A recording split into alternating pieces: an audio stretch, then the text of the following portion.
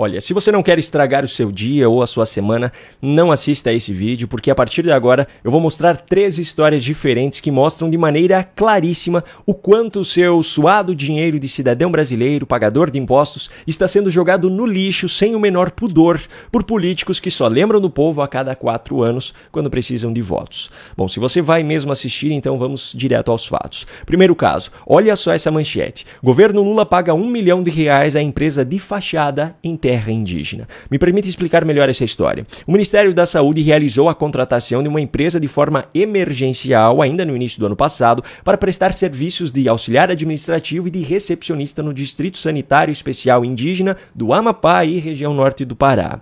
Durante esse processo de contratação, 24 das 27 empresas que disputaram a licitação foram desclassificadas antes mesmo da fase de lances no pregão. A vencedora da disputa foi a empresa SR de Oliveira, que tem como nome fantasia Marjo Soluções e sede em Macapá, que é a capital do Amapá. Mas a desclassificação em massa de concorrentes está longe de ser o único fato estranho por trás desse contrato. Para a execução do trabalho objeto da licitação, havia uma quantidade mínima de funcionários para exercer cada função. Era preciso 131 pessoas para o trabalho de auxiliar administrativo e 12 para o de recepcionista. A empresa vencedora da licitação, no entanto, tinha curiosamente apenas 4 funcionários em 2022, ano em que foi aberta.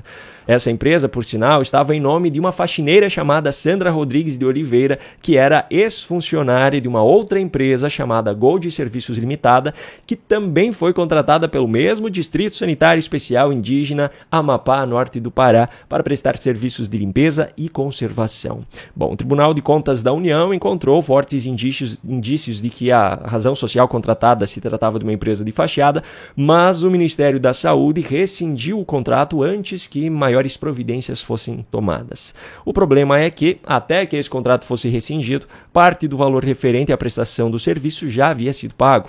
Do total de 12,8 milhões de reais previstos para os 12 meses de contrato, o Ministério da Saúde já havia pago 998 mil reais à empresa apontada pelo TCU como uma empresa de fachada. Agora, não se preocupe, pois essa não é a única história que eu tenho para mostrar sobre o seu dinheiro indo para o ralo, e ela está longe de ser a que tem a maior quantidade de dinheiro envolvida. O grande desperdício mesmo está diretamente ligado a Lula, mas essa história eu vou deixar por último. Antes dela, veja essa outra manchete. ONG com 3 milhões de reais em emendas de Alcolumbre e Randolph tem indícios de irregularidades. O que aconteceu nesse caso? A Controladoria Geral da União identificou sinais de sobrepreço, problemas na prestação de contas e falta de transparência e critérios para a escolha de uma organização não governamental do Amapá, que recebeu cerca de 3 milhões de reais em emendas PIX que partiram dos senadores Davi Alcolumbre, do União Brasil, e Randolph Rodrigues, do PT. Ambos os senadores negaram qualquer tipo de vínculo com a ONG e afirmaram que transferiram as verbas às administrações públicas sem direcioná-las a nenhuma entidade específica. Mas a organização em questão promoveu festivais em cidades do estado do Amapá e tanto Randolph Rodrigues quanto Alcolumbre destacaram publicamente esses eventos. Ou seja, para reforçar o seu capital político, eles aproveitaram os festivais, mas na hora em que a coisa ficou feia, os dois estão tentando tirar os seus da reta. Muito bem, eu mostrei uma história sobre quase R$1 milhão jogados no lixo com uma empresa de fachada, mostrei outra história de 3 milhões de reais em emendas PIX para uma ONG suspeita de irregularidades, mas nada disso se compara a esse próximo caso que, por incrível que pareça, não se trata de nada ilegal, mas de algo muito imoral.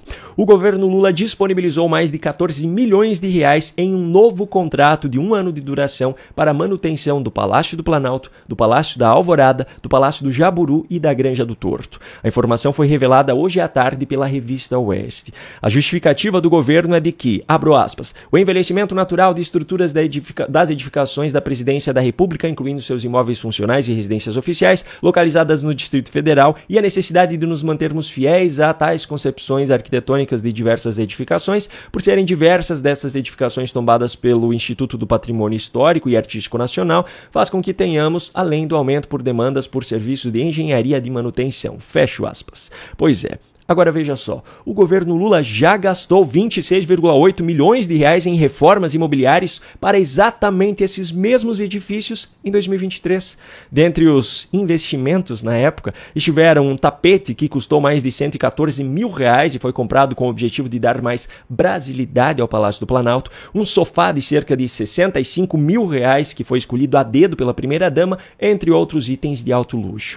Os valores gastos não são apenas relacionados ao mobiliário, obviamente. Há também a manutenção e reforma dos próprios edifícios. Agora, vem cá, que tipo de reforma foi feita em 2023 que já precisa de manutenção e reforma novamente em 2025? Aliás, já precisa de mais de 14 milhões de reais em reformas novamente. E a pior parte, o cidadão brasileiro que paga por toda essa manutenção e todas essas reformas com seus impostos, consegue investir quanto por ano na manutenção da sua própria casa? Consegue fazer reformas a cada quantos anos na sua própria casa? O único cidadão tão disposto assim a fazer reformas foi um que misteriosamente conseguiu que grandes empreiteiras brasileiras reformassem imóveis como sítio e apartamento que nunca foram dele. Agora, para o cidadão brasileiro honesto, as coisas não funcionam assim.